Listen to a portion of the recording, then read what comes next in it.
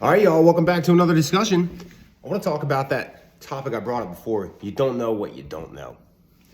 When we think about the concept that negative biases can cloud our ability to interpret what a coach says to us, a recommendation given to us, when we recognize that our negative biases, although we're trying to work on them, they still creep in. We've got to have that negotiation with, why is my brain telling me this one thing? Why do I all of a sudden put up a quick wall that it works against what my recommendation from my coach is? It brings up that topic, you don't know what you don't know. And that is where there is a ton of learning that can happen. So a coach gives you a recommendation, your brain default sets to, I don't want to do that. That's something that either I've tried in the past, doesn't work. I don't feel comfortable with the idea. Whatever direction of negative bias stops in the tracks that recommendation. You can then ask yourself, what don't I know? What is that coach really recommending to me? Why is that coach making this recommendation to me? I've already told this coach that this concept that they're recommending to me hasn't worked for me. Why are they doing this? You don't know what you don't know. And negative bias keeps you from learning. We talked about how you can become more creative in design, in thought process. You can start to conceptualize new ideas that are related to a topic when you can spend more time positively thinking about that topic. There's so many things we can relate to our goals when we have these conversations, but this concept of negative bias affecting you don't know what you don't know, it lies in any goal that your negative bias affects you toward. You don't know what you don't know. I'm just going to continue to encourage you to keep an open mind to recommendations. I'm also encouraging you to ask a lot of questions and be particular with your coach, and ask your coach to give you a very thought out answer and reason behind the recommendation that they make.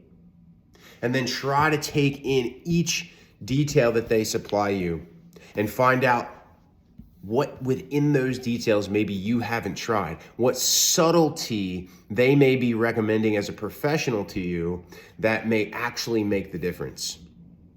It's really interesting. There's like so many different types of social media influencers that have really good marketing and really good branding. And anytime you go onto your Instagram, or your YouTube or whatever the case may be, even like if you're someone who watches like daytime television, and you get into like the daytime talk shows, like Dr. Phil. I don't watch TV. When Dr. Oz was on TV, I think there's a show called The Doctors.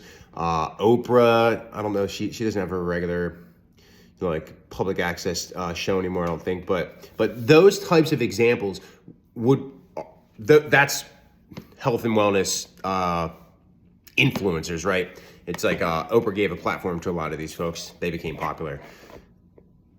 They give out a lot of information, but they don't give a lot of detail about that information. They're blanketed statements. It's the subtleties. It's the details. When you start working one-on-one with a coach, you are accessing a resource that is invaluable. We ask you to pay for it because we need to live, so we can keep coming back to you, but we are your resource for deep, thoughtful answers, and in some ways, hand-holding, and in some ways, encouragement for the time in between you have to self-learn, okay? What I'm getting at now is there are compounding pieces of interest we've talked about between getting away from whatever negative bias is holding you down, spending time trying to be positive and thoughtful within that headspace, learning potentially things that you didn't know about something that you thought you knew about, okay? And then being able to put those into practice. So if it's weight loss or strength gain, or you just want to find some sort of exercise routine that helps you enjoy exercise and stay accountable to a daily exercise routine, if it's just long-term health and wellness, it does not matter what your goal is. There is room in all of these landscapes of goals to figure out what you don't know. You don't know what you don't know. And when you start to learn deeper ideas about a topic, you start learning even more about things you didn't know. These are aha moments. We've all had, aha moment. Whoa, I never thought of that. You couldn't have thought of that. That information wasn't in your brain for you to then think about other ideas related to that piece of information. Okay, y'all, that's what I'm gonna wrap up with. We're gonna continue to always come in and out of these ideas and negative bias and have a positive, thinking positive mindsets toward things, breaking into learning new things about ourselves, about our goals, about the challenges that we're faced with, and keeping a positive mindset about all that as often as you can. We got to put a plan together, okay? If your future you look back at old you, would they be impressed, okay? Would they be discouraged? Who knows? But we're in control, okay, of how we interpret and how we try and develop how we act now. And again, it's just these little tiny small steps that'll get you to an end goal 6 months, a year, 3 years from now. If it's long-term health, the rest of your life. We're learning new habits. We're forming new patterns. These are all going to be successful patterns for you in the future. Keep working on yourself. Keep tuning in. We're going to do this together. Have a great day.